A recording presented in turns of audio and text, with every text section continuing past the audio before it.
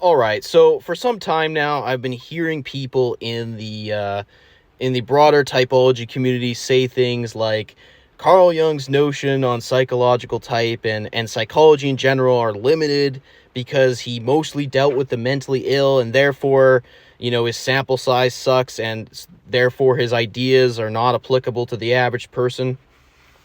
So I have a bit of a bone to pick with this perspective that I hear people touting out there. First of all, Carl Jung's analysis goes way beyond the mentally ill. There are plenty of records of him analyzing regular people. And frankly, even if there weren't records of him analyzing regular people, we can just use our common sense here and know that when Carl Jung isn't at work, he's still on a day-to-day basis dealing with regular people and analyzing their psychology and surely incorporating this data into his writings and work. When you're an intellectual of Carl Jung's level, it's not like your brain just shuts off when you're not at work. So to pretend he was only analyzing the mentally ill patients he dealt with at the psychiatric ward and that this is all his work and writings is based on, that's just silly. Now, with that being said, let's add something else to this subject line of his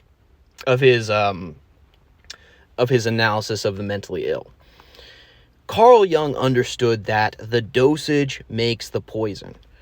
Trace elements exist in all of us that when increased, accentuated, amplified, can become problematic and lead to a normal functioning system, like the human psyche, into becoming dysfunctional. This applies to the human psyche just as much as it applies to the human body.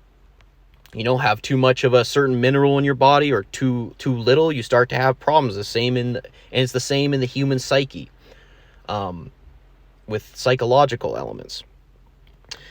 Even a well-functioning machine has its minor inefficiencies.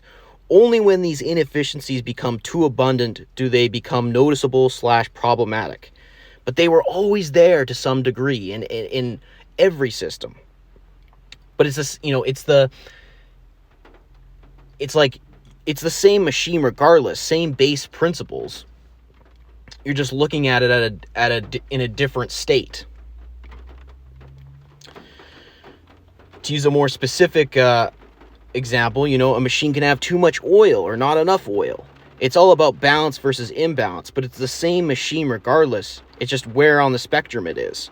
But the same principles do apply.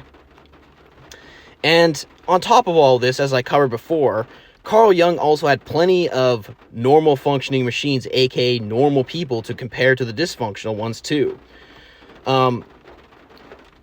But even his work that was inspired by his analysis of the mentally ill can be utilized to understand the normal everyday person, because after all, the elements that make someone go insane can be found in trace amounts in the average person.